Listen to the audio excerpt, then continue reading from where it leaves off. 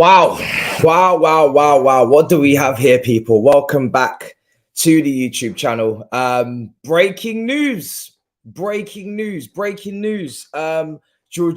to Arsenal is done. Wow. No one saw that coming, hey? That happened very quickly. Very quickly indeed, man. Jorginho to Arsenal is done. That's the first bit of breaking news. I scheduled this for 10 o'clock and I was bang on time with this one, man, to have this go up at 10 o'clock because it's the first news of the day. We're going to talk about what it's linked to, what the reasons are behind it, etc., and what could potentially come from it. But Jorginho to Arsenal already done today, so it looks like it's around about £12 million. It's just being confirmed. The here we go is being given. Big up everybody in the chat. This is our first of many shows today. We're going to have a show later on as well in the evening going up until the deadline. But I had to schedule in this morning show purely because I thought, you know what, let's make sure that we talk about everything that could happen today. Start it off right. Obviously, this news kind of started yesterday and I was doing my weekly shows. I was stacking up them weekly shows, getting them done before the deadline. And now we can see that it has actually materialized. Jorginho to Arsenal. Here we go. Deal agreed. 12 million fee. Chelsea accept conditions and documents are being prepared. Personal terms are agreed. Contract until 2024 with an option of a further year. So it's an 18-month contract. First contract revealed yesterday night. Medical booked. Arteta a key factor. If you guys remember, this is not the first time that Arsenal have been interested in Jorginho. I think this is the second time. And obviously prior to that, Manchester City. So it's not the first time. It's going to look very weird. It's going to look very weird, man. Seeing Jorginho at Arsenal is going to be strange. It's going to be very strange, but it is done and it is happening. And he's a very controversial character in the Chelsea community. Not as a person, not as a player himself, but very controversial in the Chelsea community. Obviously, I've always defended him up until kind of more this season, especially this season where I thought, okay, now it's really time to revamp this midfield. It's really time to move on. But up until that, I was a big defender of his, and I've still got a lot of respect for the player, of course, because this guy, he's won a lot of trophies with us, man, and he's done things that we would not have expected him to do. And upon joining for the club, and when he's now leaving the club, his time at Chelsea, you could say for me, has been a success. In my opinion, a lot of other people are going to think that. Otherwise, they're going to say that, it's one of the worst things to ever happen to the club, etc. But for me, definitely a cult hero and definitely a player that deserves the utmost respect. And for me, yes, physical limitations are there. That's mainly the reason why I want him gone in the summer anyway. So for us to secure 12 million, yeah, some people will say it's cheap, some people will say it's expensive. Listen, his contract runs out in literally 6 months' time. So for us to secure 12 million is a good deal. It's a good sale. And for me, yeah, I think this player is certainly one that people are controversial about. But I think now that he's gone and the controversies kind of going to stop, he does deserve his utmost respect, and he does deserve to be called a cult hero. And that's exactly what I'm going to call him, because he's won a lot of big trophies for us. He's been an integral part in winning those trophies. He hasn't been a bench player. That Champions League form that he showed as well, alongside Kante. Wasn't just Kante, he was also having great performances as well.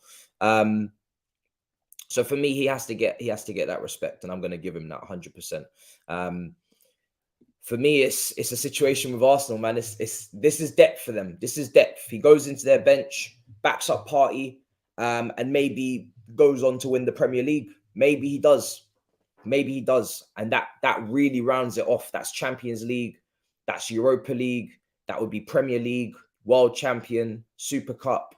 And then he's just missing, obviously, the domestic cups. But wow, if he gets that done, fair play to him. Some people are going to be upset that we're selling to a rival, 100%. But like I said, for me personally, I've kind of taken emotion out of this purely because he's running out of contract in 6 months. If Arsenal wanted to get him on a free, they could get him on a free. They could get him on a free this summer.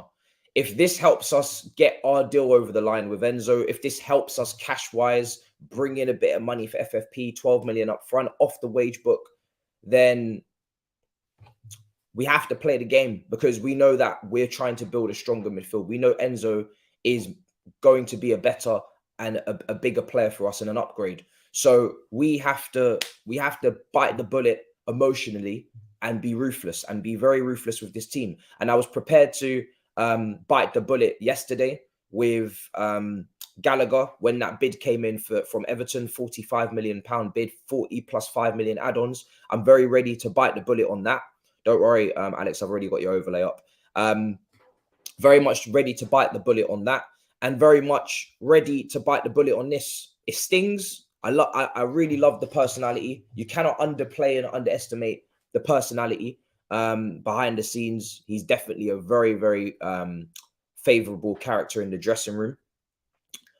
And a lot of people say that this is a lot of change on the dressing room. I'm going to go through your comments in a second. A lot of people are going to say that this is too much of an overhaul too soon, or some people have said that, but there's nothing to protect with this team, and there's nothing to protect with this season, and there's nothing to protect with the seniors in the squad in terms of the mentality drop-off, unfortunately, against Arsenal, the performances against Leeds, Southampton, Nottingham Forest, etc. So there's nothing to protect, and the only thing there is to rip away the structure and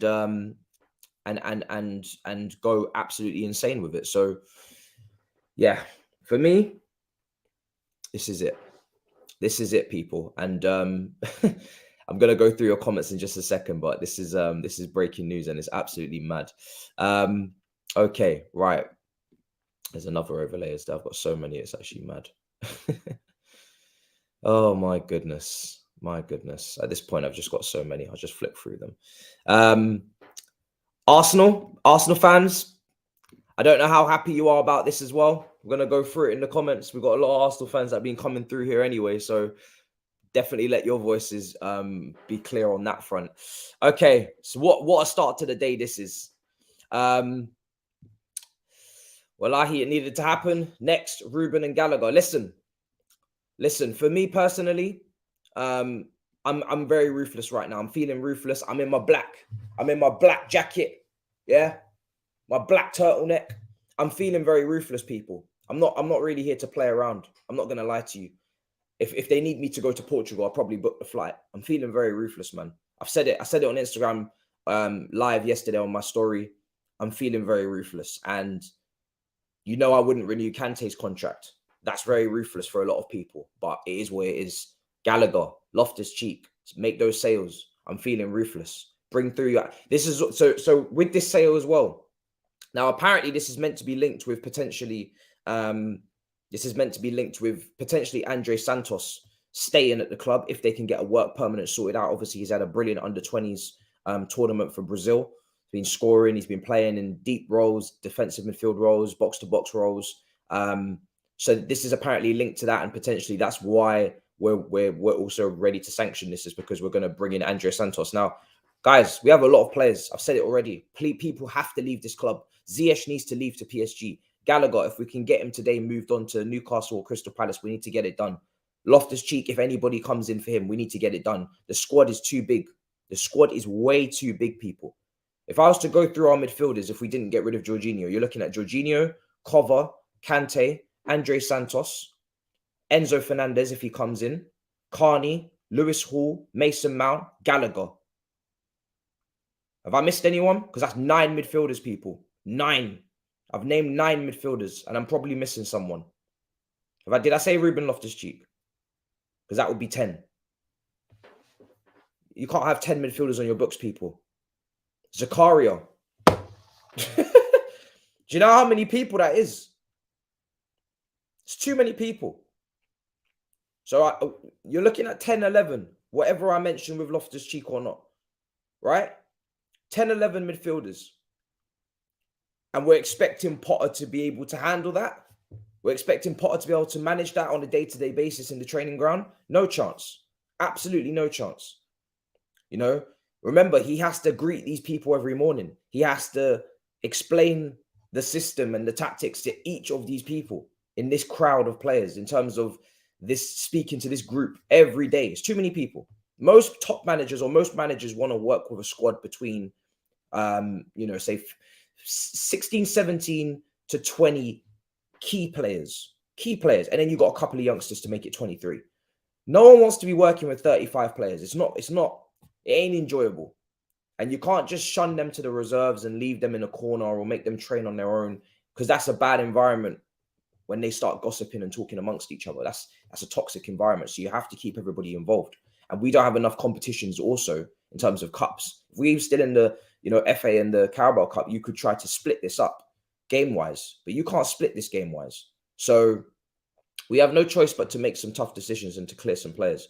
Arteta is a tactician. Jorginho has a different profile than Partey and Xhaka. If Arteta wants him, I'm happy because he's wanted him for years. Yeah, I mean, I was saying it on the Big Six. I mean, and I gave my prediction for Caicedo on Sunday when his statement dropped. The following day, we spoke on a video, right? We spoke about Arsenal versus Chelsea prediction for Caicedo. And my prediction was that he won't go anywhere. Then some reports came out yesterday that maybe Chelsea will go back in for Caicedo. But I feel like that will have to be if they move on a Gallagher. If they were to sell a Gallagher to Newcastle for, say, 40 to 45 million, then maybe in the last hour, they might just make that late move that you make for a Caicedo. But I still think he'll stay at Brighton. Brighton have been very resilient. And they haven't moved a muscle in regards to this. So yeah, but in terms of Arsenal, they've wanted Jorginho for a while, so it's not necessarily a panic buy. They were also interested in Declan Rice, but obviously that's a difficult deal to get done in January, and it's not going to get done because of course West Ham are not going to sell their captain in January. So they've been outpriced for Caicedo. They're not going to be able to get Declan Rice, so they're going to have to move in for Jorginho, and that's what they've done.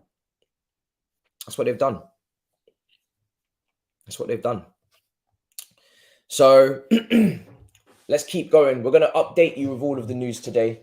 Like I said, I've got this morning show, this morning breakfast show, and then I've got the evening up until the deadline show as well. If something mad happens in the afternoon, you might see me again. Say a breaking news, Enzo gets done in the afternoon. So let's see any more updates. Fabrizio, I'm sure, will be tweeting. A lot of people will be giving their reaction. Fuad has tweeted, Chelsea fans being happy about getting rid of their top scorer, orchestrator and leader should tell you something. Edu gives back to Brazil by extending washed-up Brazilians' stays in London after they've expired. First Luiz, Willian, and now Jorginho. That's from Fuad. He's going to be a depth piece anyway, but I can understand the sentiment. Maybe, I don't know. I think Jorginho will offer them something in their team on specific occasions, but at the same time, you know, it's not a like for like, so he's not going to completely be a Partey replacement. You know, he's not going to be a complete Partey replacement on that front. Okay, let's see. Wow, it's going to be an interesting day. It's going to be a very, very interesting day, people. Okay, obviously you've got your headlines on the side. What a day this is going to be. Let's get some reaction from the comments as well. Who's on penalties now? Who's vice captain now? These are the questions. Who is on penalties? Who is vice captain? All of these questions you have to ask. What is going on? I have no idea. I have absolutely no idea. I'm trying to think who will be on these duties. I'm not too sure. Vice captain, who's next in line? Who is next in line? Obviously, Aspie remains captain. Thiago Silva? I don't know. It's going to be interesting, man. This is what's needed, guys. I know it's like ripping the bandage off, and people are going to be hurt. And you know, like I said, I would have preferred him to go to Italy, of course. But I'm not gonna say that taking this money right now, for someone with 6 months left on his contract who could then go to the same club anyway if he really wanted to stay in London. The assumption that Jorginho is just automatically going to end up at an Italian club if he leaves for free, you know, it's not really true, because Italian clubs don't have a lot of money right now. He's looking for his last big contract. So yes, he may want to go back to Italy, and that's always been the rumor, right? Jorginho wants to go back to Italy, etc., etc. But then there's also conflicting rumors over the last few years that Jorginho wants to stay in London or wants to stay at Chelsea. So maybe he's probably quite settled. He's probably quite settled in London. And Arsenal are going to be able to pay him a lot more wages than any Italian club are at the moment. No Italian club looks like they have any money. So, right, we have some extra news. The latest on Enzo Fernandez. Simon Phillips, he says, Enzo Fernandez will be unable to play in today's game between Benfica and Okora because of negotiations ongoing between the clubs, but there's still no agreement, and Enzo is getting closer to staying at Benfica. And another report, again, same thing, from Record Portugal. Enzo Fernandez is getting closer to staying at Benfica. Listen, this is very 50-50, guys. Okay? It's very, very 50-50. It's not done. And this is why yesterday when we was doing the shows, London Clubs Carnage, and we were doing Battle of the North, and everybody's in the live chat saying, Enzo's coming. Guys, it's not done. I don't know what Castles has said. Duncan Castles, all of these other journalists, it's not done. I am not going to get excited until it is done, until I see the player traveling to London for his medical and holding up the shirt. I am not going to get excited. It is not done. And this is why I've not put out a video on Enzo Fernandez as of yet, because there is nothing done. It is not done. They have not even agreed terms as of yet. Now, I do believe that this is slightly from Benfica's side, right? Record Portugal. They're coming out with this report, or they're pushing this out there right now to put pressure on Chelsea. I don't think Chelsea need any more pressure on them. I don't think Chelsea need any more kick and vavavoom to them. You know, this is literally deadline day. You need to get a move on. But I think Benfica are just putting out the sounds in the morning to say, listen, this is deadline day. You either do this or you don't. And don't think that we're going to play around, because we've already said what we've said multiple times in this window. So you're going to need to step it up, and you're going to need to offer something serious. Now, I've said before many times, I said it on the roundabout, I said it on Twitter as well, before I go through some more reaction. The best chance of getting this deal wrapped up, whether people like it or not, is to loan him back until the end of the season. And people don't want to hear this, because we're Chelsea and we're not going to get mugged off by Benfica and all this rare tear. And I 100% agree with you. I would absolutely love to sit here and tell you that we're going to get this deal done any other way and we're in control, but we're not in control. It's deadline day, and you make your decision or you don't, right? I want the player absolutely regardless.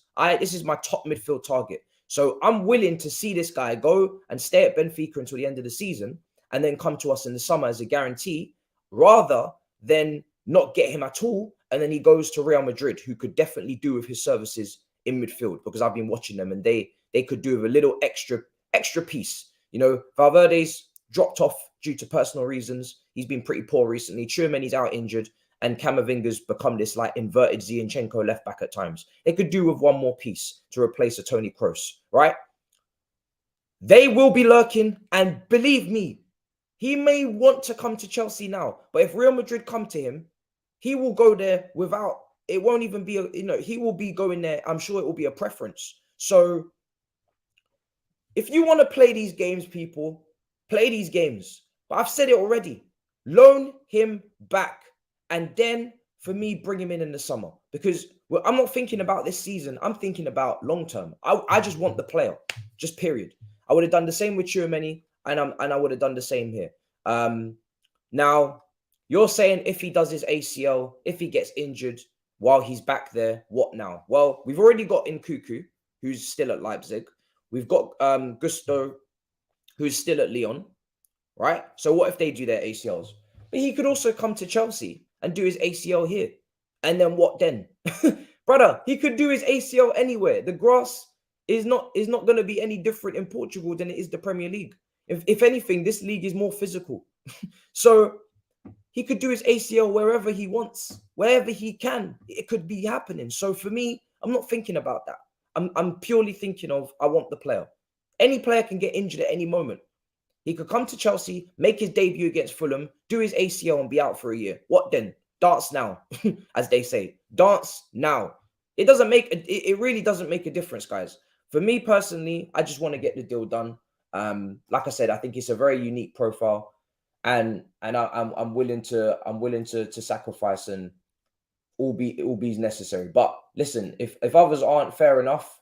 But I don't know what you guys' alternative is. Obviously, we know that Benfica were lining up a replacement from Boca Juniors.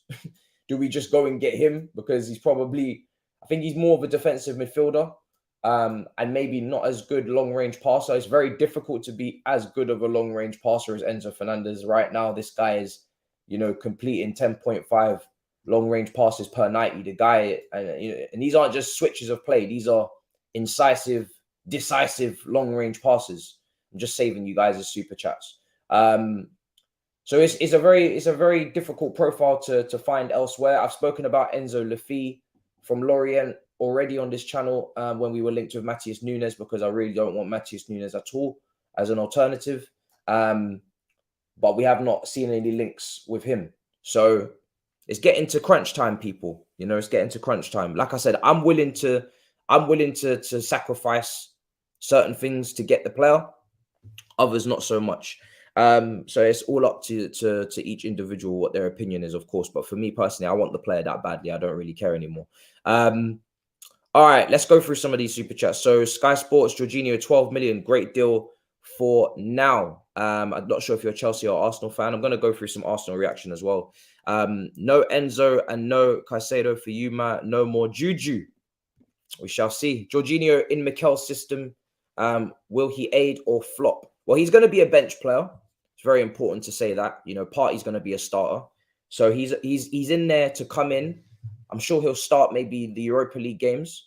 They're out the FA Cup. They're out the Carabao Cup, I believe, right? So, yeah, he's there to play those Europa League games. I'm sure if he wishes to rotate a little bit for that and focus on the Premier League. If Partey was to get injured, he'll come in for the Premier League. If Partey stays fit, he will not make more than probably 6 Premier League appearances. He'll be coming off the bench or whatever. He may not even play that much in the Premier League. It's probably more for depth and for Europa League. So Arsenal fans are panicking about it.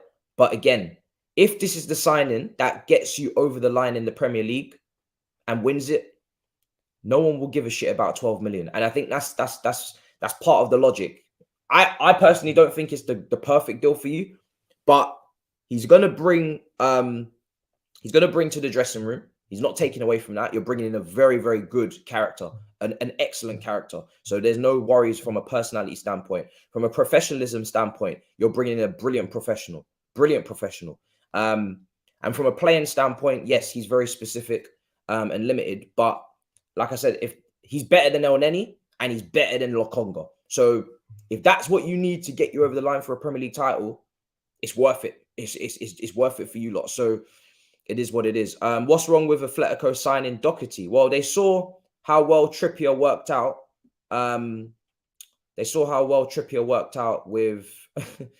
with Tottenham, and they're going with Doherty, I guess. Okay, let's see if I can get some more Arsenal reaction as well. I'm interested to see what's being said.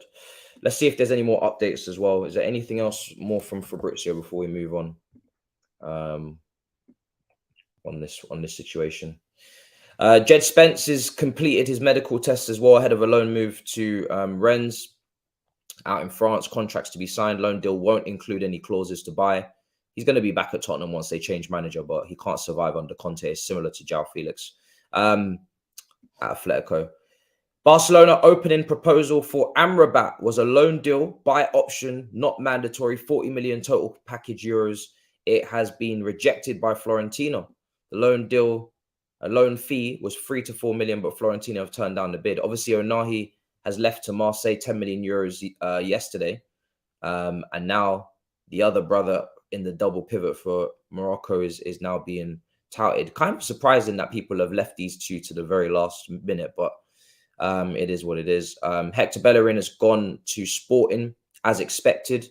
And that means I'm guessing Pedro Porro is going to go to Tottenham. I think Fabrizio said it was a here we go confirmed on Pedro Porro, which is the complete opposite of what we heard yesterday when we spoke about it on London Club's Carnage with Thabz. But obviously now a lot has changed again. Sporting have gone back to the original terms, I'm guessing.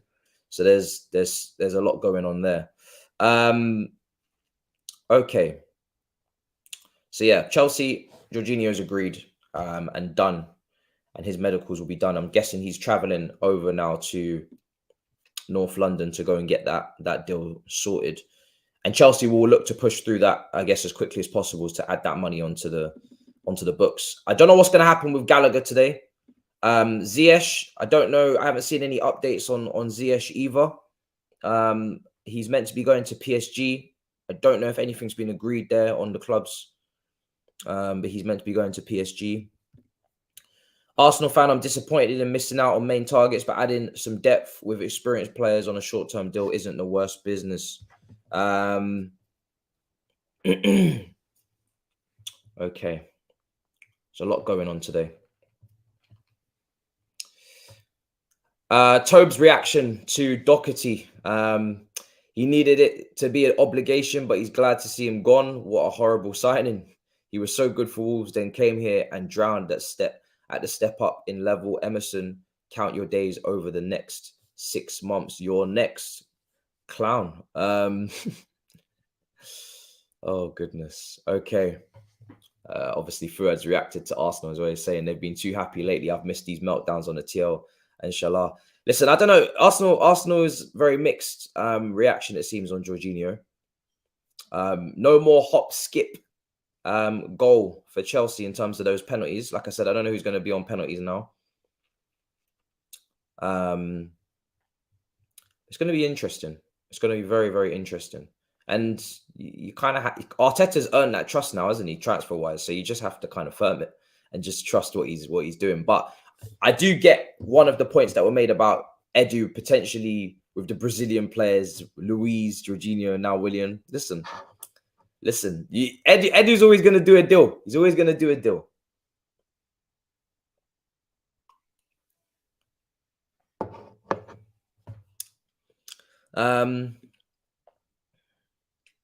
Okay. Let's see what else is being said here. This super chat. Benfica are shooting themselves in the leg with this Enzo deal. Other players would look at this situation and think twice about joining in the future. I don't think so.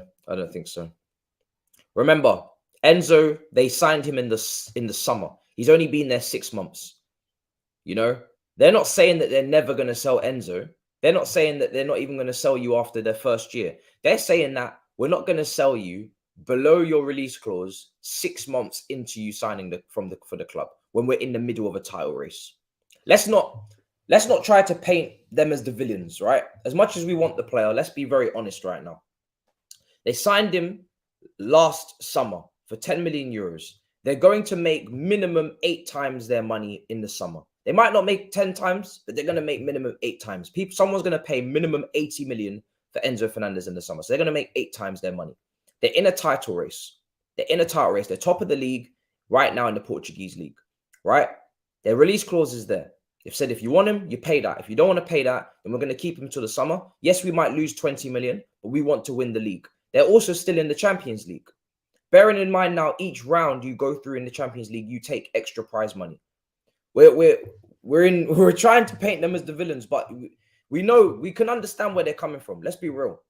You know, just because they're a club that usually and always do eventually sell, it doesn't mean they're just going to sell whenever someone comes.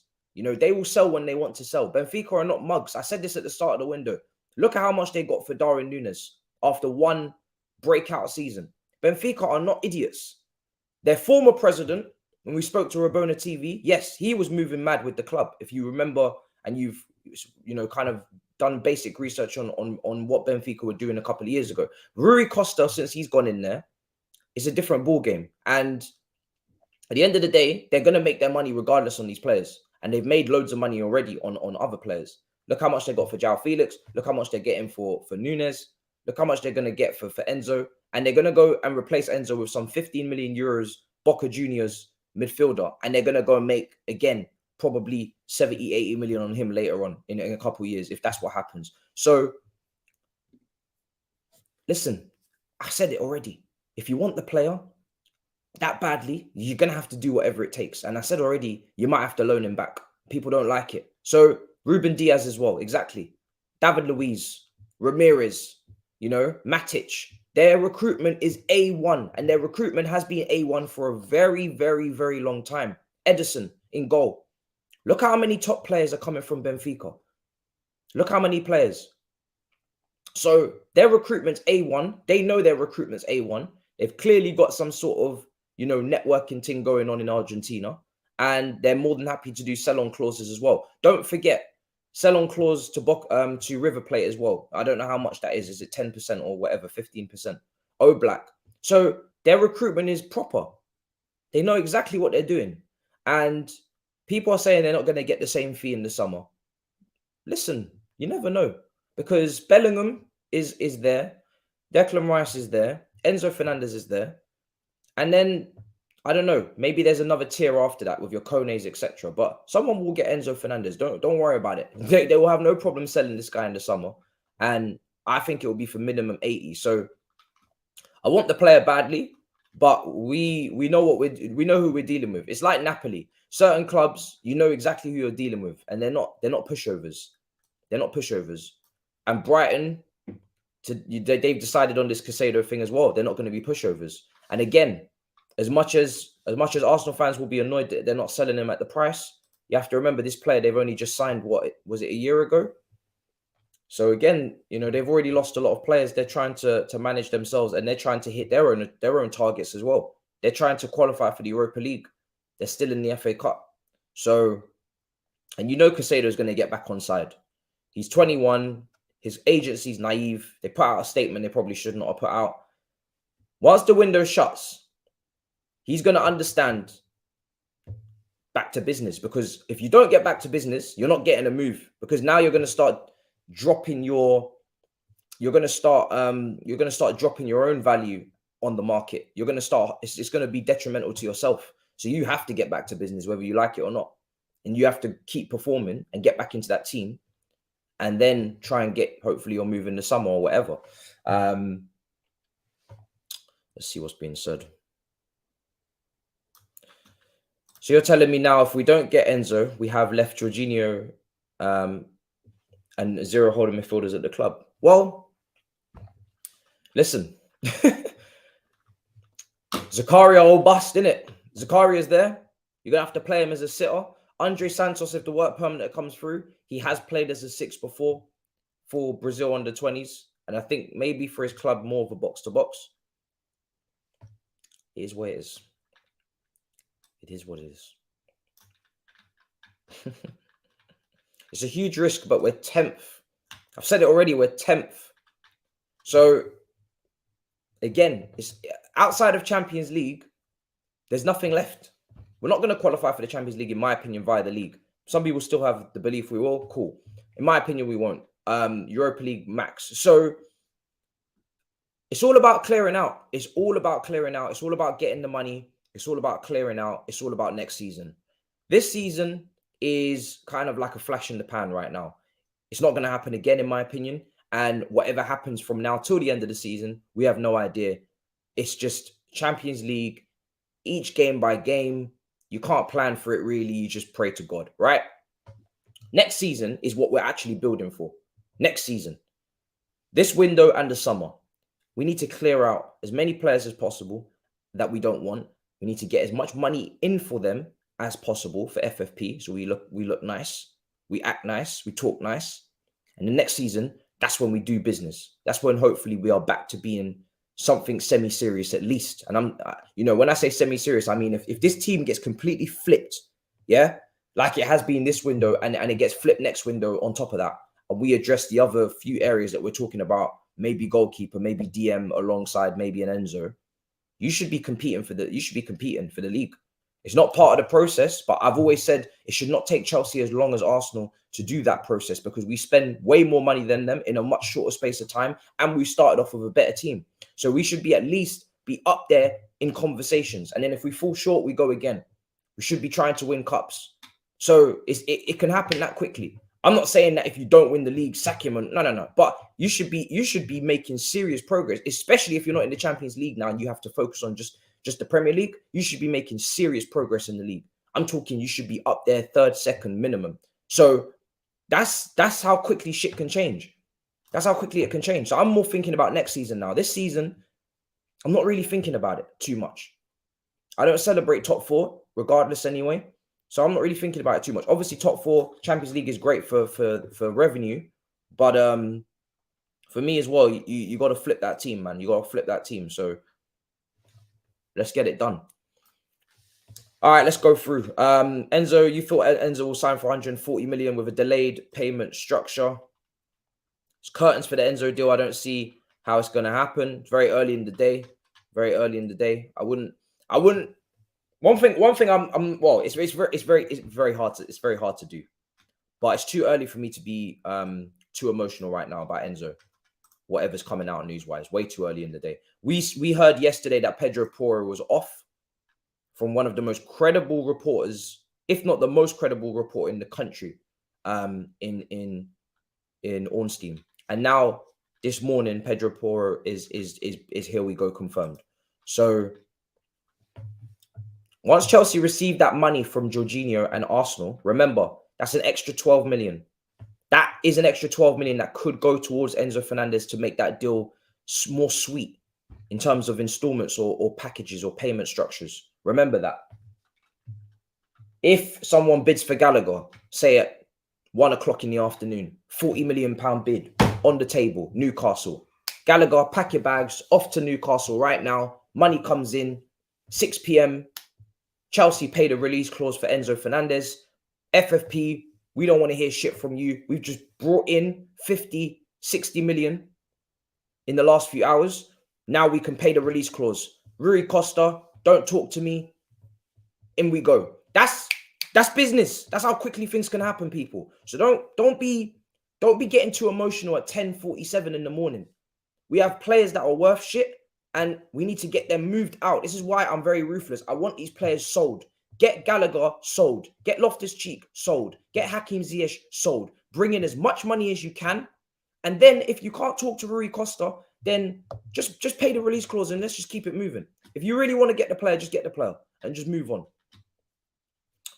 Ornstein says still no Chelsea Benfica deal for Enzo Fernandez. Contract done. Chelsea won't go beyond 120 million clause. So structure and terms key.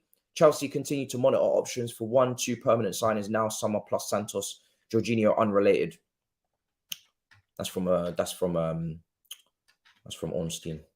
Athletic. Way too early to be panicking, people. Breaking. Barcelona have also has Anthony Elanga as an option. What the hell is going on there? Barcelona are mad. Barcelona are actually mad.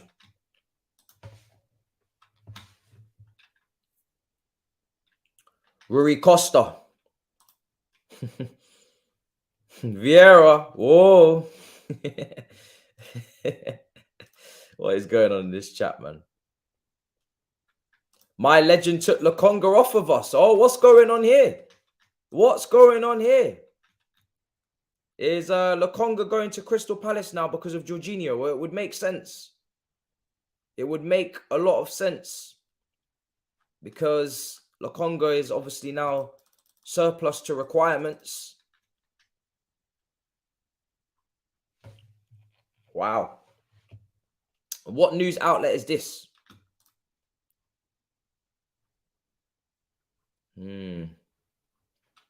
I'm trying to see who's reporting this.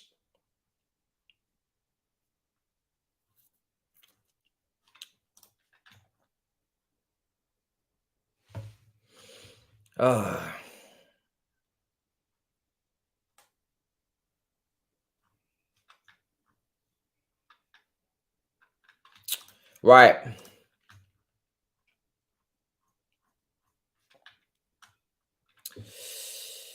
Yes, Bernardo Silva could be leaving Manchester City. I've heard that as well. Cancelo's already gone to Bayern Munich. That was crazy yesterday.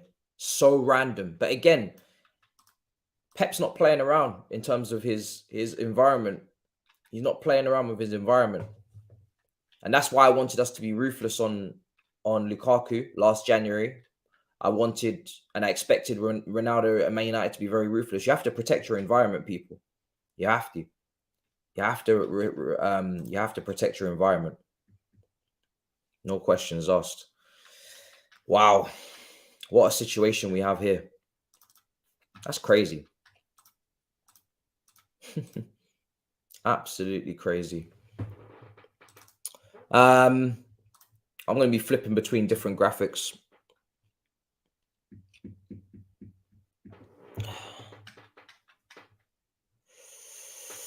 I don't know about Caicedo. I think Caicedo's going to be staying at Brighton as well. 100%. 100%. All right, let's run some polls. About time I run some polls now. Let me run some polls. Let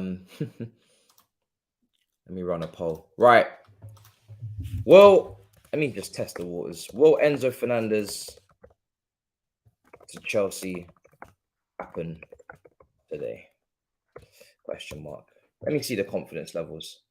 I told you guys yesterday it's too early to be excited, man. I saw everybody going crazy. And I knew this deal would not happen yesterday. I knew it was going to be deadline day.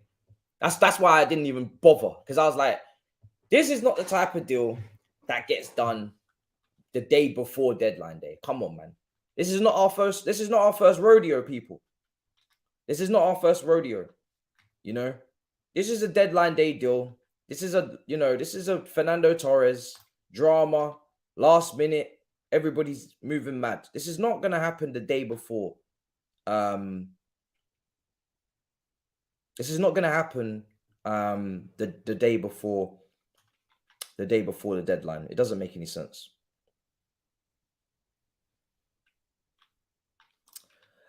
This only gets done if you do a pre-agreement for the summer and pay the clause.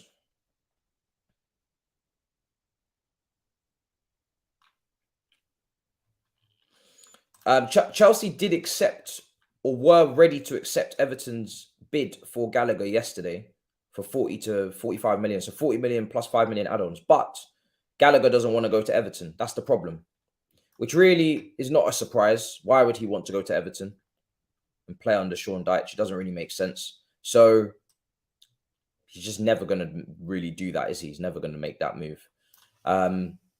I think he would go to Palace if they bid. I think he would go to Newcastle. Definitely would go to Newcastle if they bid. Newcastle, he would go like that. I have no doubts. It's a big, big opportunity to go and play in that team next to Bruno Guimaraes. But those two teams have to bid. I think Newcastle were going to come in with a lower offer. Newcastle were going to come in with a lower offer if Chelsea dropped their asking price. But he's not going to go to Everton. And I don't really blame him. As selfish as I want to be about it, I'm not expecting him to go to Everton either. That would have been a career suicide. So we have to hope that Newcastle or Crystal Palace come in with a move. I did see that potentially some European teams might be interested as well. Some European teams, but I'm not sure where I read that and whether or not that's even going to happen or even likely to happen. So yeah, this is going to be very interesting. The way our ownership has been moving, they're saying we're not leaving here with nothing. And I'll be shocked if we come out of this window and we didn't bring in anybody on deadline day, because the way the ownership are moving, they look like they will move as many pieces they have to move to get something done, which is why I mentioned just don't panic, because let's see if any more sales are made. because I think they will pay the release clause for Enzo. I don't think they care. If they could pay the release clause for FFP, I think they would pay it. And I think if we make the sales and we bring in that money up front and we get those players off the books wages, Jorginho is off the books wages wise, and we got the fee. If Gallagher was to go and we got the fee, and with Ziyech, I think Ziyech is a loan. I would like it more to be a permanent. I'd like PSG to just pay, even if they paid like 20 million, you know,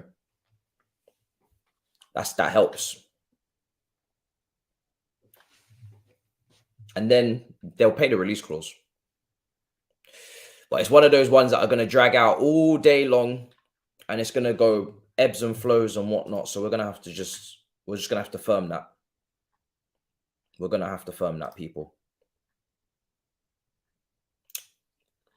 Okay. I want to see some reaction on, obviously Lee Judges wasn't the most keen on Big Six yesterday for this move. Let's see what other Arsenal fans are thinking on this one. I'm not sure. It's going to be very interesting. All right, cool. So Tottenham, Pedro Porro, that's what we're waiting on from them. Doherty maybe to Atletico Madrid. Manchester United, not going to do any business. They don't have the money. Even though now that Eriksen's injured, they could have maybe done with a Onahi or an Amrabat, you know, even for a cheeky 10 million euros. I don't know if they can afford. Manchester City could do with a left back. There were some Chilwell links yesterday, but again, that is not going to happen now while he's injured. That would probably have to be a summer deal. I'm not sure who Manchester City are going to go for the left back position, but they need somebody. I don't think they're going to get anyone.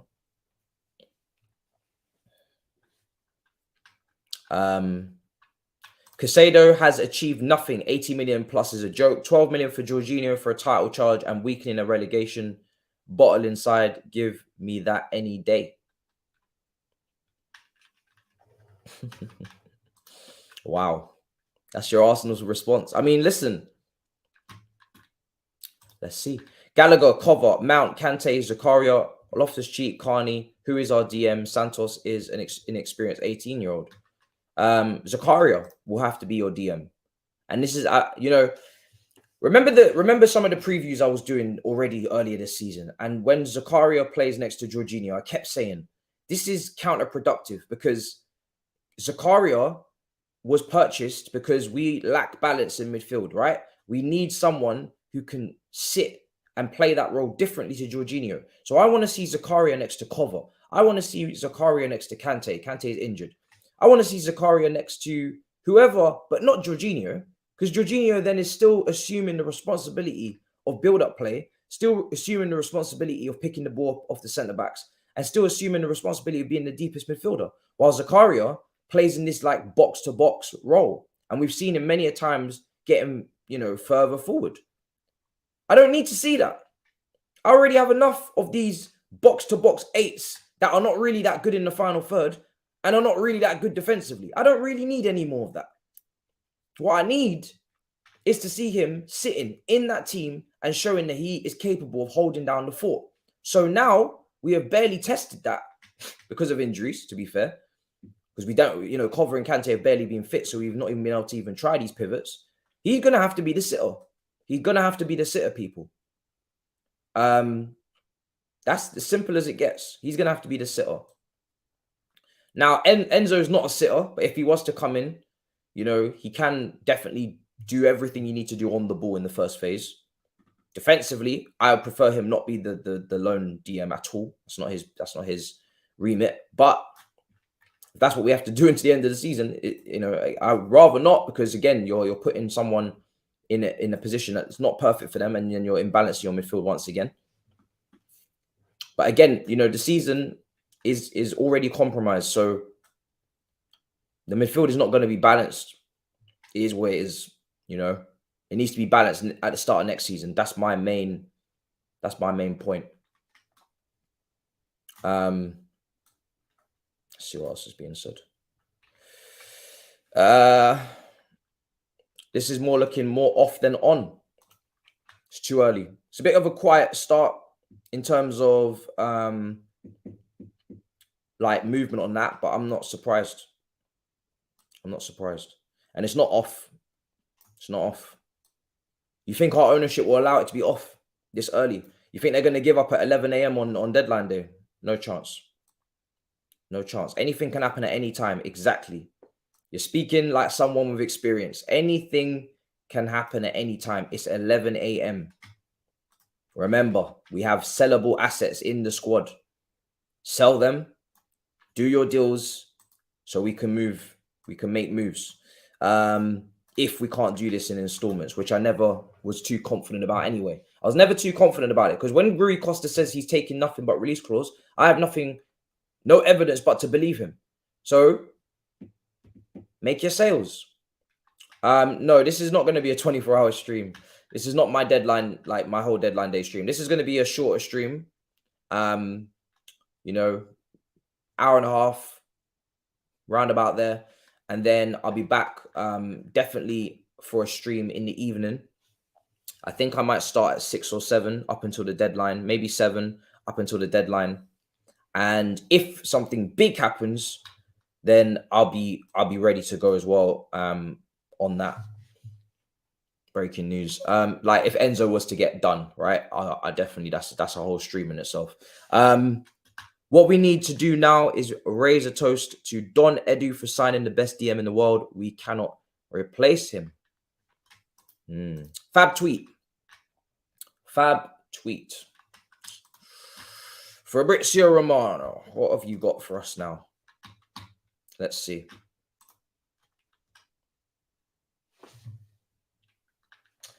So, Arsenal and Chelsea are preparing the documents for Jorginho deal. It will be signed in a few hours. Understand the fee to be 10 million guaranteed and 2 million add-ons. Deal done, confirmed. So 10 million goes straight into our financial books. 2 million, I don't know where that's. Maybe 2 million if they win the Premier League. If they close the deal. That's why they're signing them, right? They wouldn't be signing them if they weren't in the title race. So 2 million if they win the Premier League, maybe is what that add-on is. Or maybe it's performance-based if he plays ample games. I don't know. No changes on Enzo. Same as reported last night. No green light from Benfica as things stand. Chelsea keep insistent, but proposal remains the same. 120 million euros fee paid in installments up to Rui Costa. Yesterday's report, it was again a tense night of talks as there's still no green light from Benfica. Rui Costa, president, to Chelsea for 120 million euro proposal. Chelsea wanted breakthrough in the night, but nothing yet. Negotiations will continue in the morning. Chelsea and Benfica are at loggerheads because Chelsea can't maybe financially, FFP wise, go any higher or do anything else outside of what I've said, which is loan him back. Outside of that, because if you add that in there with whatever you're doing right now, I think the conversation changes massively. But obviously, a lot of people don't like what I just said there. So outside of that extra clause that we have not yet attempted to do, right now, there doesn't seem to be anything else we can do unless we make these sales and bring in 40 million, 30 million, and then lump that in or pay the release clause. But I think if we were to make a big sale, we could pay the release clause. If we were to make a Gallagher sale, we would 100% just pay the release clause, I think. I think it would be as simple as that.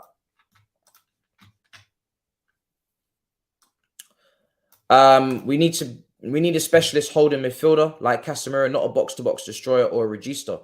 That's the most important position of any football club, says Jamal. Yes. I mean, listen, I never expected the midfield to be complete in the January window. I just wanted to see one midfielder that solves one of our problems come in. And Enzo Fernandez will solve our passing problem. Him as an individual is a great passer. Now, obviously, the rest of the players around him still need to grow a pair and learn how to pass. But he can pass. So now I know I have somebody who can spot runs with vision, who can spray the ball around, no problem, and is a brilliant long-range distance passer and can add a goal and can play it in between the lines, etc. So I'm getting some creativity from him, a lot of creativity. and his stats in this season show that. Then after in the summer, I need my DM 100%. I never needed both now. That was never gonna happen.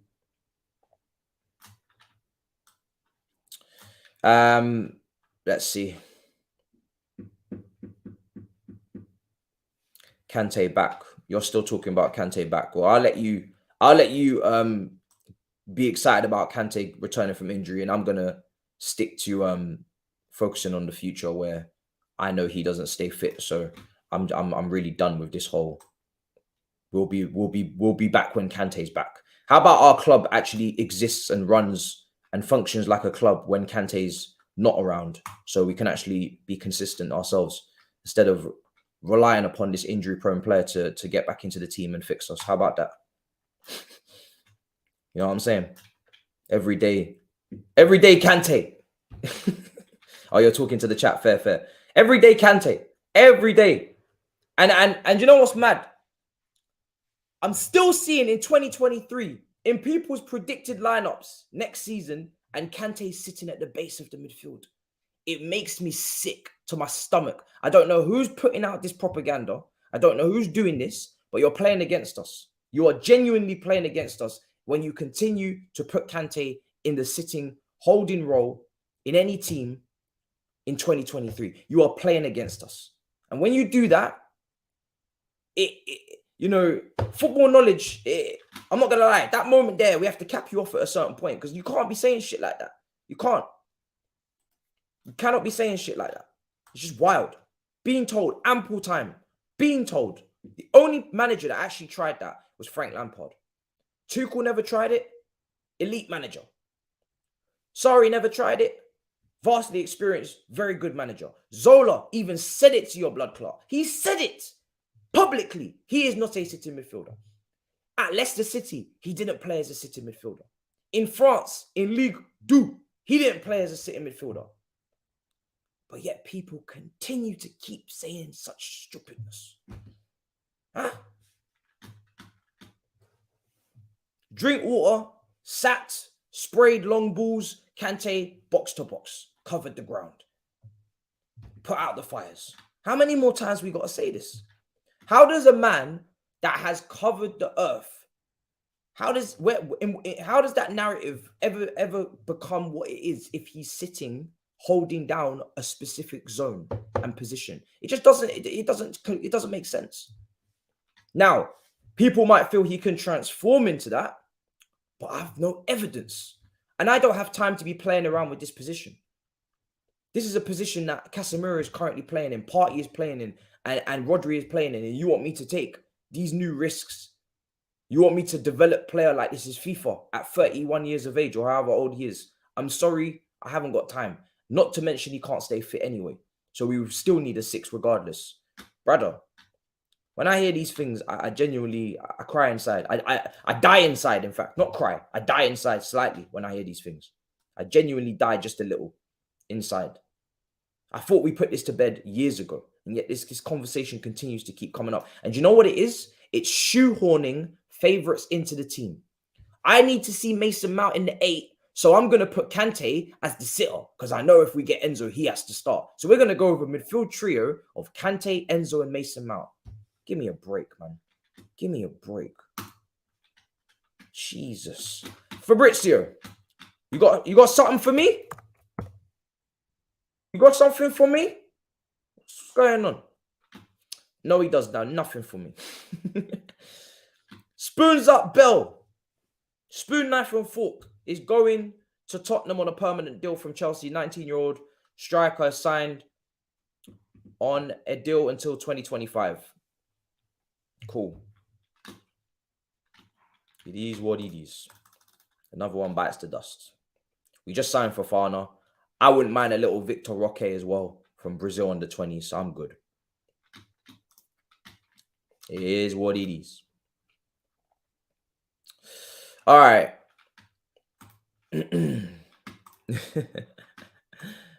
Hey, I don't give a damn. That would be something for all you can eat Chelsea coming very soon, won't it?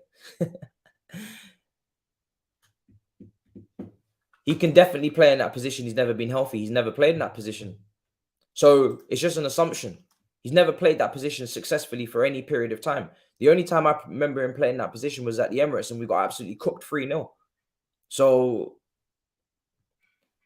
I don't want to see him there. I want to see someone who plays there, experienced playing there, experienced picking up the ball in tight spaces off them centre-backs, receiving the ball in them areas, because he's never been one to do that. That's been Jorginho who does that.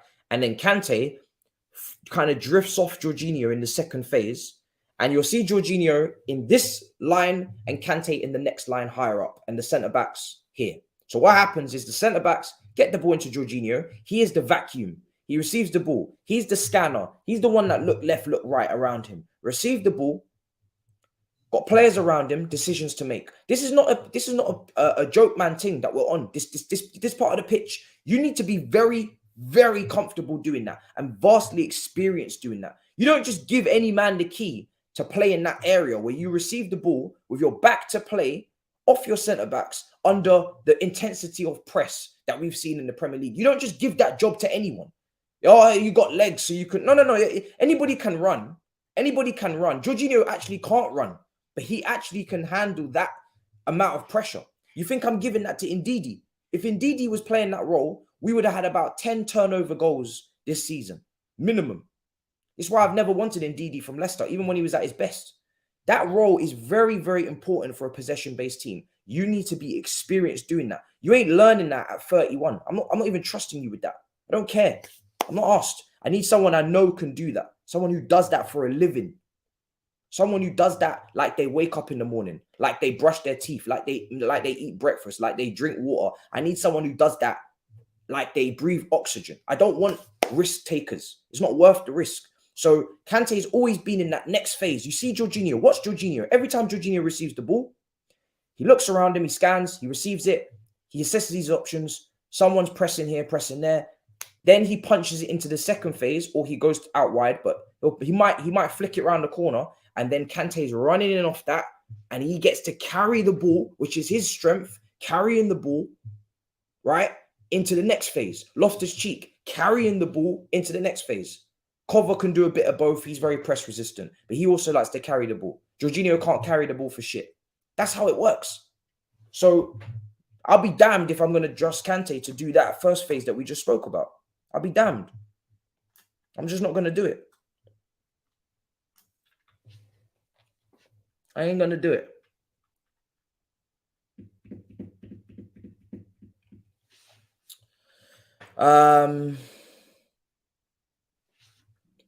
I assure you, brother, the sun will shine on us again. Hey, listen. Man said the sun will shine on us again. You sound like you've given up. That sounds like you have given up. That's what it sounds like. No, this brother said we're finished. At 11:12 a.m. UK time, he said we're finished. Pack it up. Close the shop. Wow, my guy is not confident with the way you're speaking. It doesn't sound very confident at all. It is what it is, brothers. It's going to be interesting. It's going to be interesting. I'll tell you that for free. But I'm here for the carnage, man. I'm here for the drama. This is what deadline day is all about. At the end of the day, guys, I want you to remember this as Chelsea fans. I know that you're nervous. I know that you're worried. I know that you're not sure what's going to happen. But just remember this. We have had an excellent window. This is a historic window. It's a mad window. It's a window that every other team right now, two broke girls, right? Tottenham and Manchester United, Saeed, Thabz, they would dream of the type of backing that we've received. Let's not be spoiled. Listen, I want a midfielder as much as anyone. I am crying out for a midfielder. And I do believe if we don't get Enzo Fernandez now, we probably won't get him at all. I do believe that. It's why I'm so gung-ho on Enzo Fernandez. But we have come a long way from last January and the January before, where we were trying to get Emerson Palmieri back from Lyon who we loaned out because we needed him back, but we were going to pay them to take our own loan player back. Do you know how stupid that is? Do you know how mad that is? Do you know how unorganized you have to have to pay for your own loan player to come back to your club? Gone are the days of Lukaku in interviews after spending 100 million on him 6 months before. We're looking at personalities now. I haven't seen a personality come in this window, January. Aubameyang, Fugazi. I'm separating that window. I haven't seen a personality this window come in that I'm not sure on. Badishile, ready to go. Mudryk training like a madman. So it's been a great window, guys. And we've got the right back. Don't forget, we did get the right back. So we have one priority position done. So then in the summer, we're just going to go all out for the midfielders. It's not what I want, but I would like one to get done now. But if we don't, we still had an incredible window and we're still looking very good. We're still looking very good. Just remember that. Just remember that.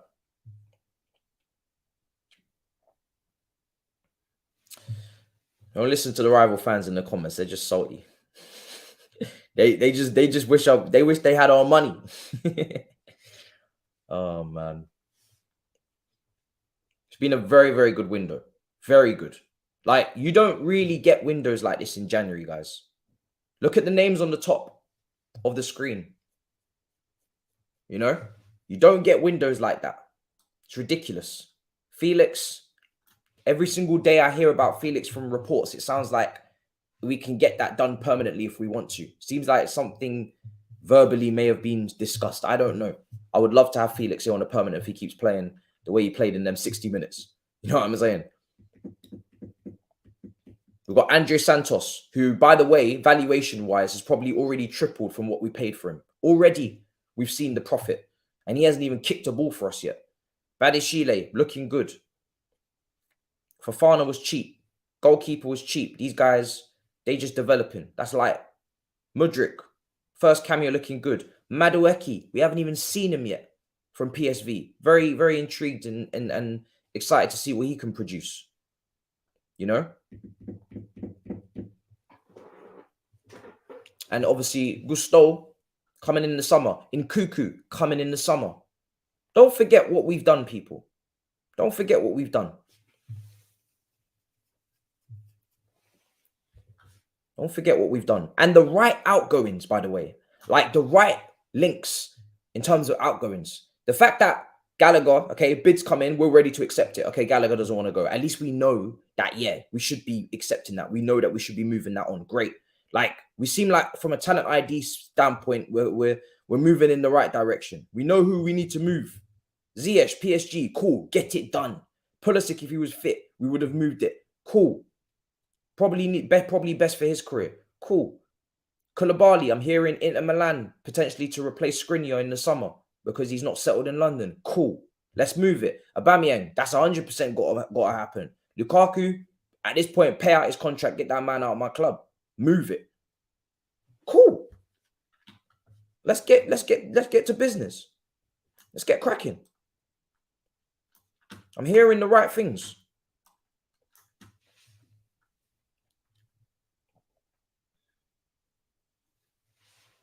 Don't let the rivals rattle you too much, man. Nottingham Forest on crack, says Big Ash. What are they doing now? Is John Joe Shelby wrapped up? John Joe Shelby's probably wrapped up, innit?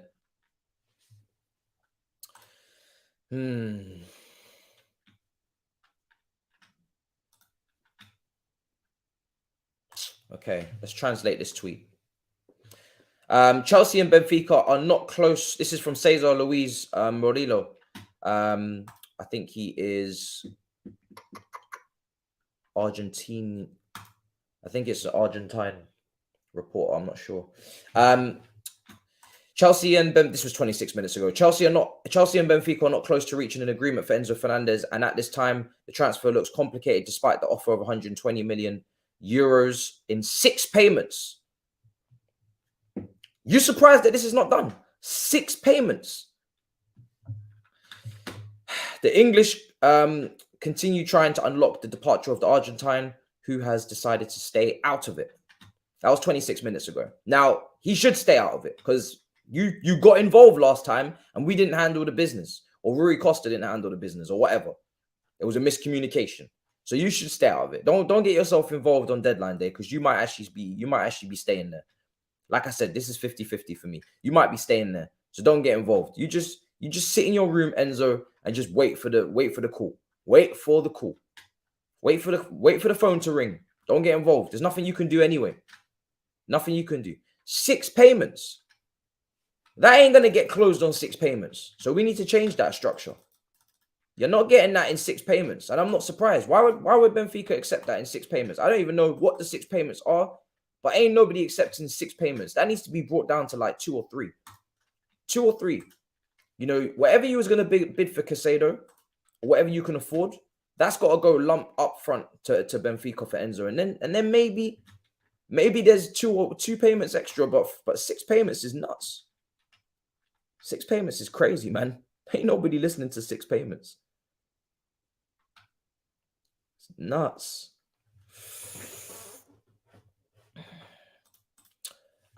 This is not a surprise if it happens, and it's not even a terrible thing, because again, Aubameyang is on big wages, so we have to bear that in mind. Nobody's interested in Aubameyang right now, and Fofana needs game time to develop. And Aubameyang will be getting minutes towards the end of the season. You heard it here first. If you didn't know already, he's going to be getting minutes. He's going to be getting minutes, because he's one of them players that you need to keep. You need to keep in the loop until he leaves. You don't want him to start acting out, missing training and missing meetings and all that palaver. So he will be coming off the bench, Aubameyang, and making cameo appearances and getting run out and all that. Yes, he will be getting runs out. I'm going to have to firm that, guys. He's going to be more important to the squad harmony than Fofana. I can guarantee you that. You know how bubbly of a character he is. He makes friends very quickly. So when you bring in someone like that, you have to keep them also semi-happy. You got friends now. He's too much of a colourful character not to have friends. He's got loads of friends in that dressing room already. I already know that. So you have to make sure that you keep him sweet. He's on 160k, Aubameyang. Nobody's paying him 160k. This is why I was so against this move as a stopgap. Because A, he ain't even that good. He ain't even that good as a footballer in terms of what he's offering outside of goal scoring.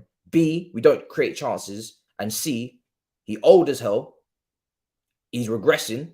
Big wages. And now we want to move him on and we can't. And it's nothing personal, as he says. I'm just saying how it is. This was a waste of a transfer. Waste of a transfer.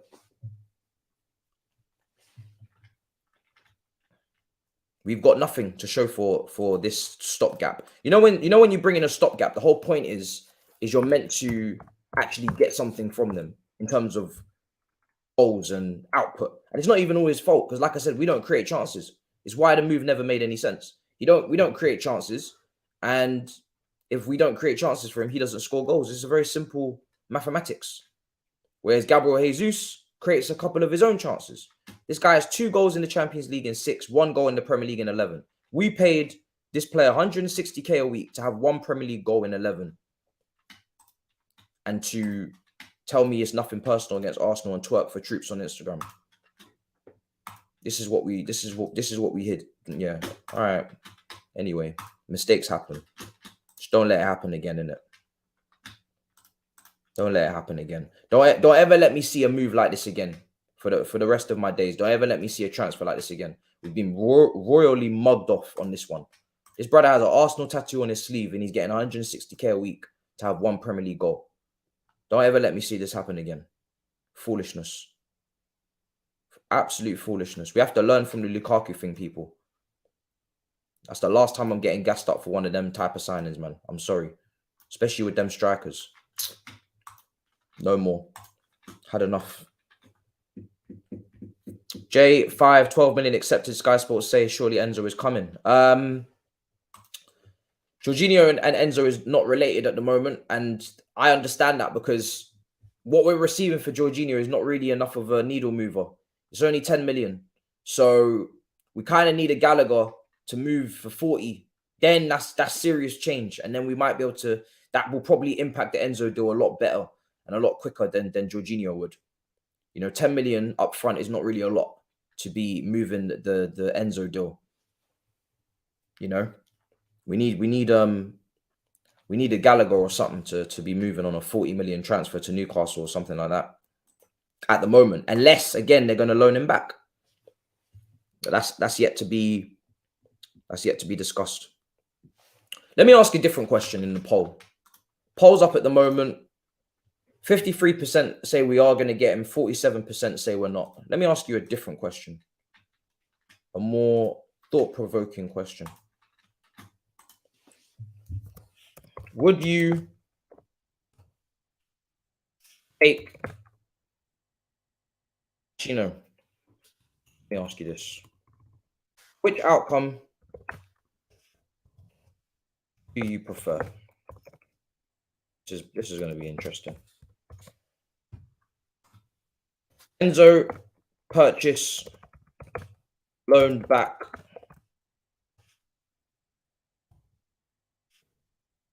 to Benfica. Enzo purchased and loaned back, right? Or no Enzo at all. I ask you that. Which one do you prefer? I'm very interested. Who's really ready to die for this shit? Who's ready to die? Oh my god, I think I've just exited myself out of my own damn stream. Oh, damn it. Have I just exited? No, I'm actually still here.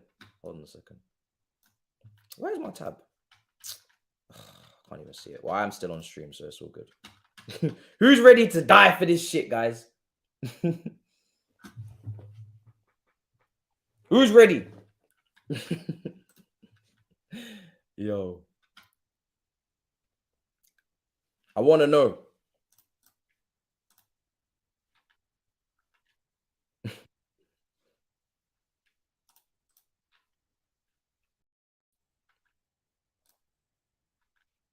All right. No, I need to find where this other tab is and clear it.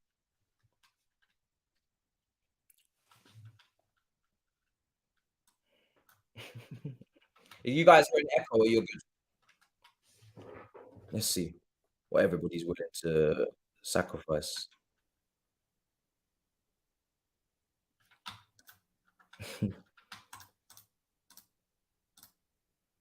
All right, guys, let me kick myself out. Actually, do you know what? Let me do this. I'm going to close all my tabs.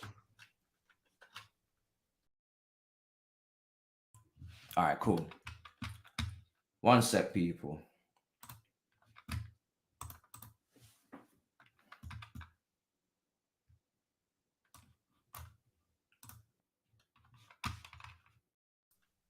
All right, cool. What are you guys willing to do here with this?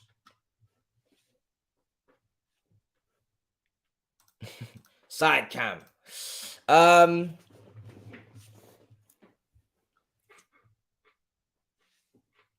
I'm very interested to see this poll, man. I couldn't find the tab where I thought I exited, but I didn't because I got two screens watching this to make sure that I'm not messing up the stream. All right, cool.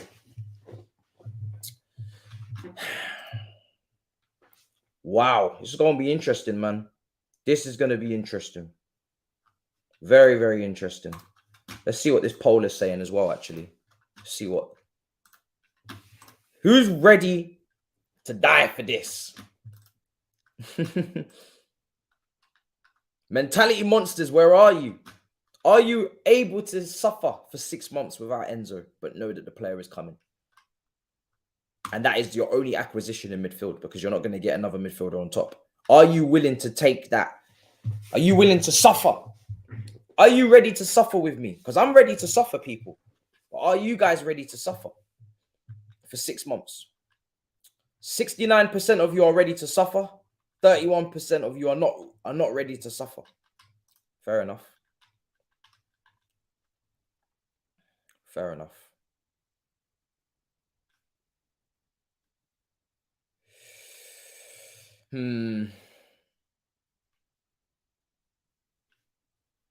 Fair enough. Need Enzo now. You can't get him now. That's not an option. So that's that. Well, I'm not saying you can't get him now, but I'm just saying, look at the options in the poll, and if you've only got one option, do let us know.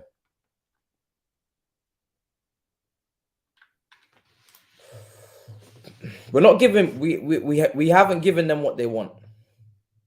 And this narrative that we have needs to stop because we haven't given them what they want. We've given them what we can afford, guys. We have given them 120 million euros in 6 payments. They didn't ask for 6 payments. They said they want the money now. Did you not hear what they said? Benfica said, pay the release clause. We want the money now. All of the money now. That's not 6 payments is not all the money now. 6 payments is me giving you the PS5 controller, and then I'll give you the PlayStation console later, and I give you the HDMI cable later, and I give you the TV later, and I give you, everything else later in 6 installments. So me giving you the PS5 controller now, and you still can't play, it don't make any sense.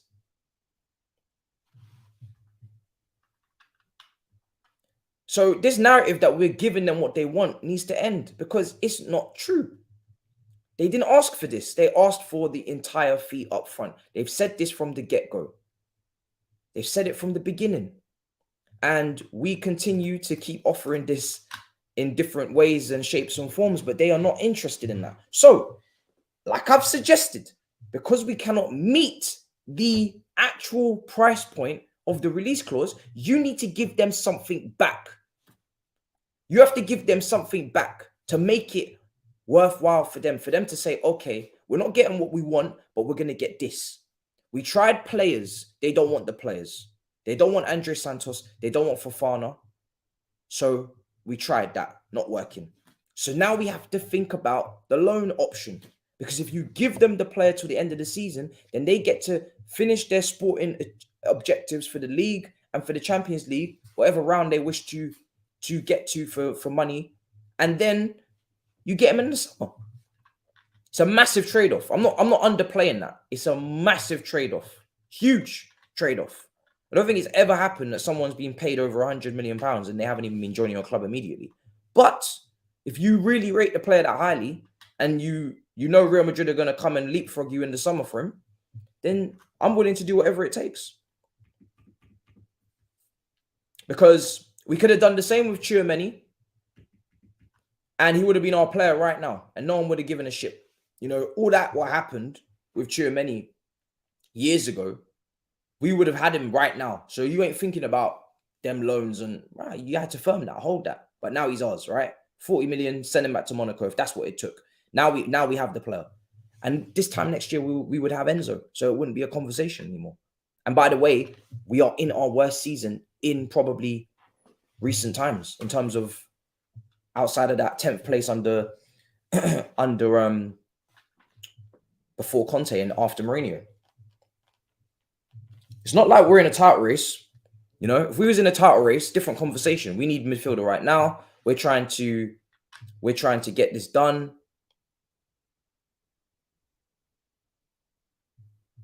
But we're not in a title race. We're 10th. So there's no better time than to be patient with a player like this and wait for a player like this because we are literally in no man's land anyway. If we were in a top 4 race, if we were in the title race, different conversation. But we're not. So I'm really not asked. What do they want? It's freaking 3:30 a.m. in Seattle. What do they want? What they want, my friend, is their money. They want their money and they want it now. They don't want it in installments. They don't want it in dribs and drabs. They want their money now. They want their money today. £105 million today. Like bailiffs, they want it now. They're at the door banging now. And if you don't open the door, they're going to break the door down. They want it now.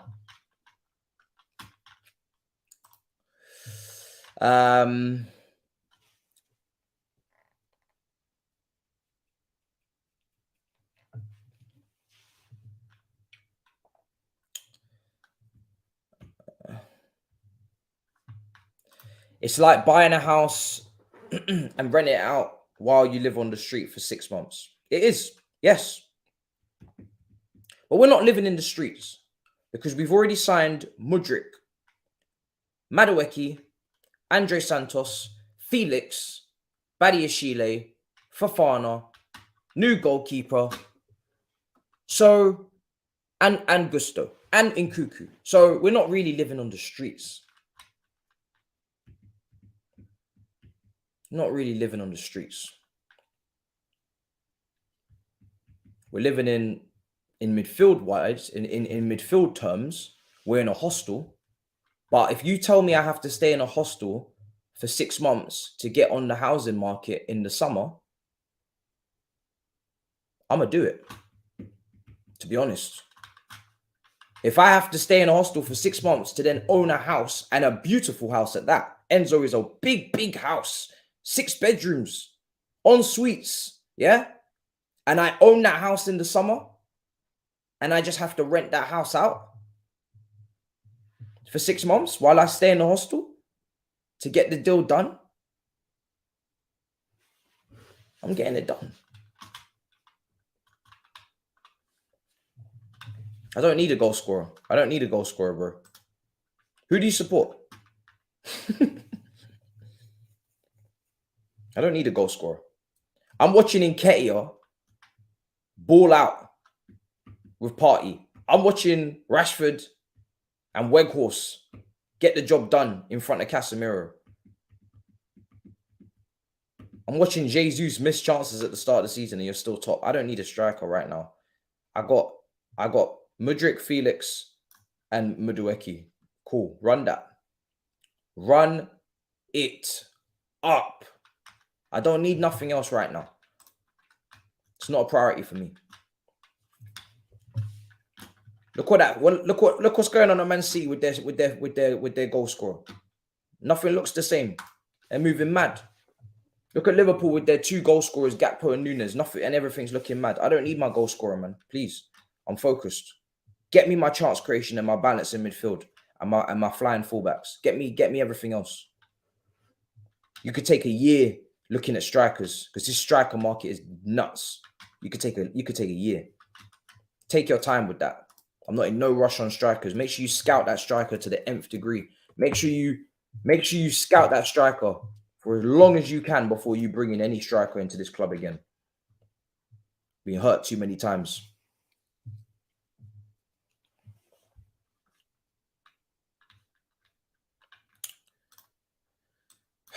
Right.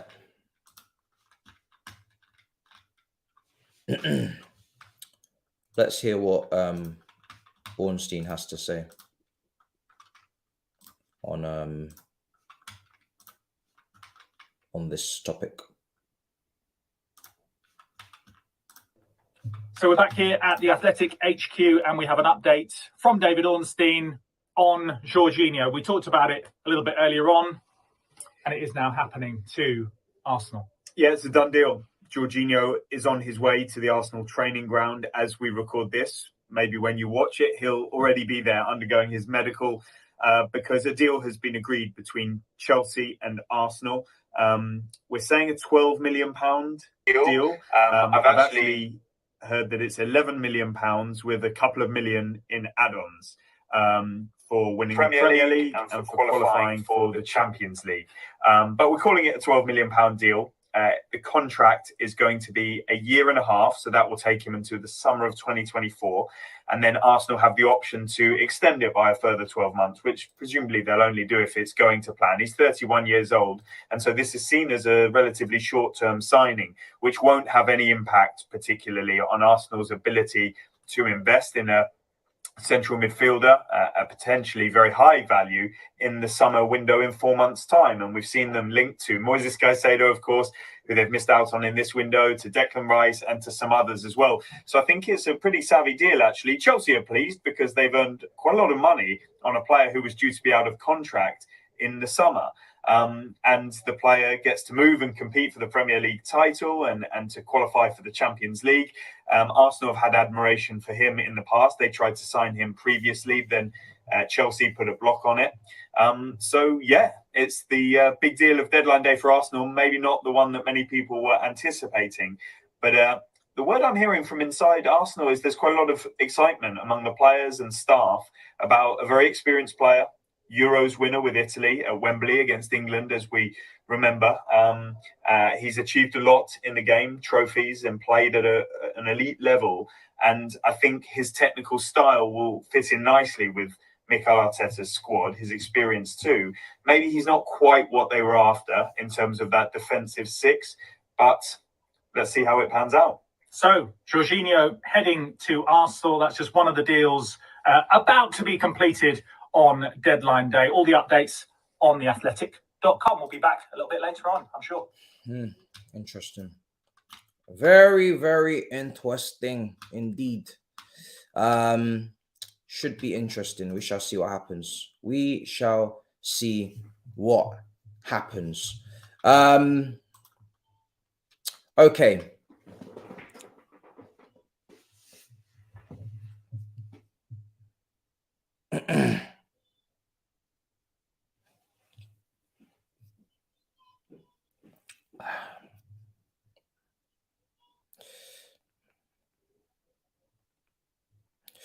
Right.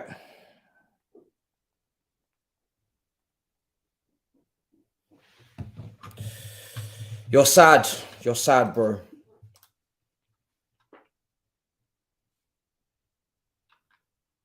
Well, it is what it is.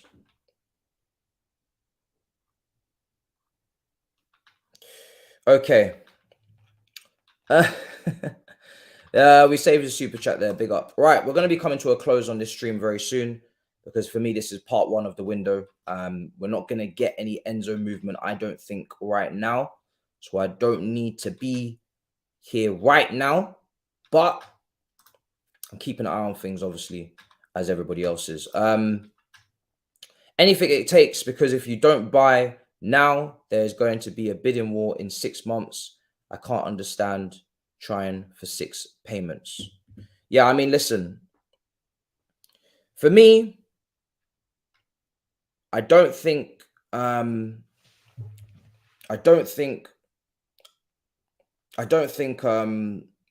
is going to work. I agree. That is not going to work, right? That's not going to work.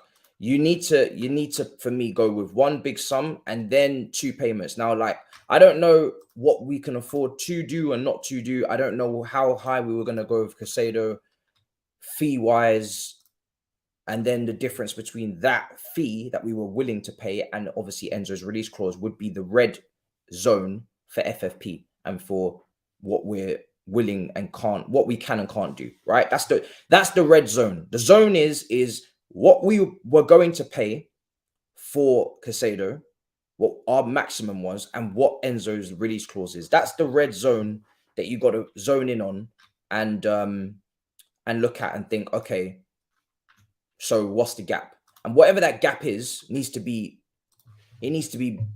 zoned in. It needs to be zoned in.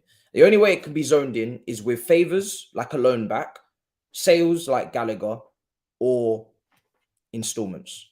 The installments is not working. So the other 2 options are there. If we make a sale, then we can close that gap. If we loan back, they might accept the installments. At the moment, they're not taking the installments by themselves. That's how I see this deal at the moment.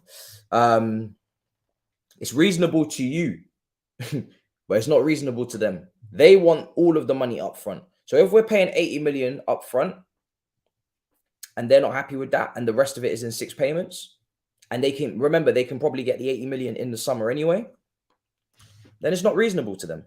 So Rui Costa has been advised by his own board members to accept Chelsea's offer, as they know they won't be able to get that value in the summer, and the player wants to leave. The guy is a bit of a moron, to be honest.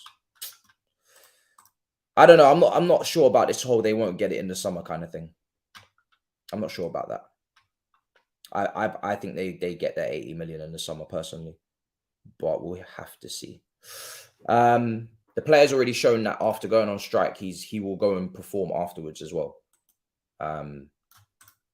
He just came from River Plate in the summer. He's now playing for Benfica. He wants to move to Chelsea, obviously, but he will play for Benfica, and he will play properly. He ain't going to throw his toys out the pram after the window closes and be ushered out of the team and sit on the bench. And no, he will play football. He will play football and he will perform, and he will still hold his value for me in the summer.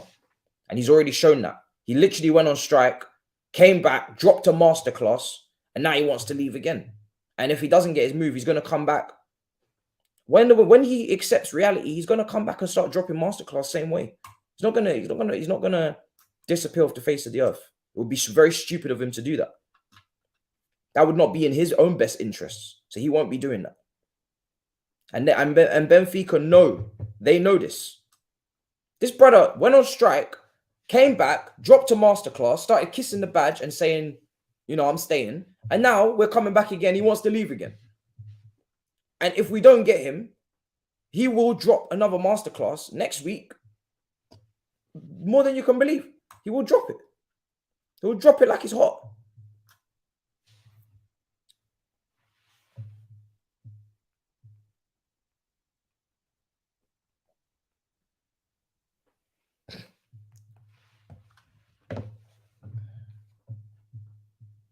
He will drop it like it's hot, people. He will drop it like it's hot.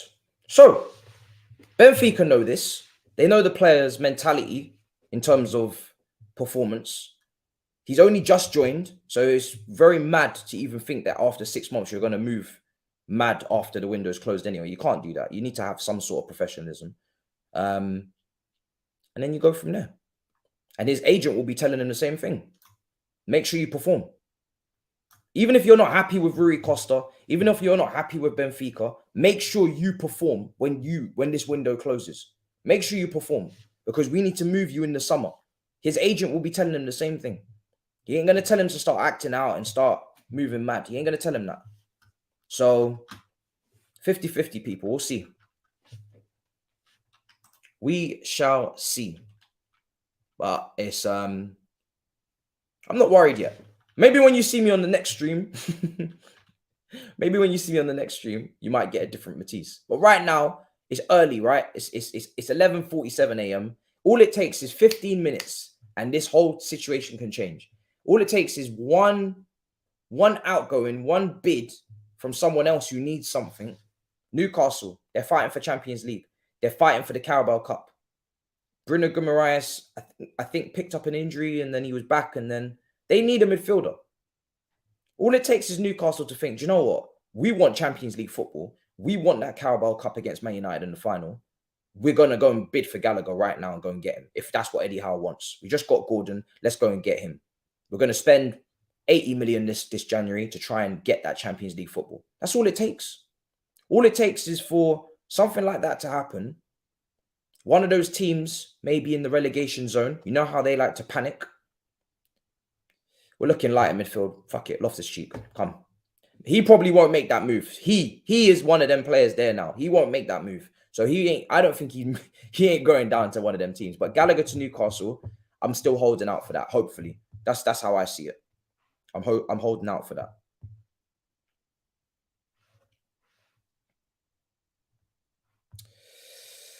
Okay.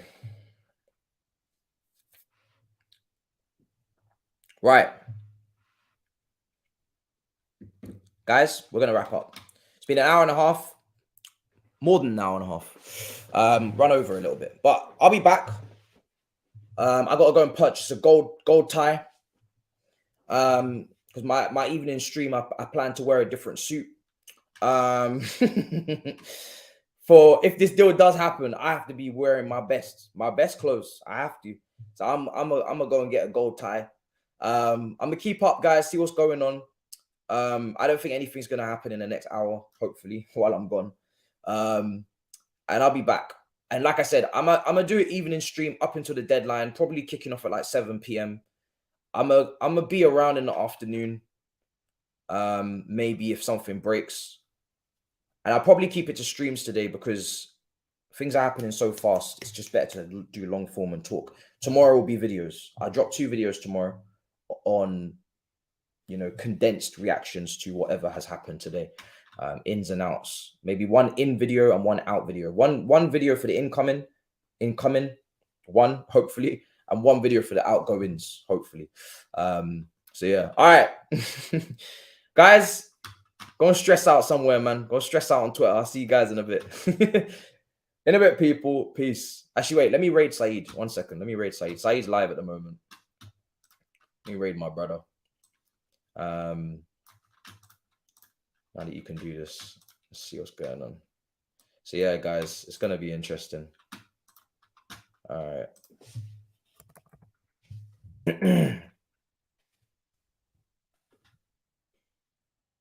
Let's see.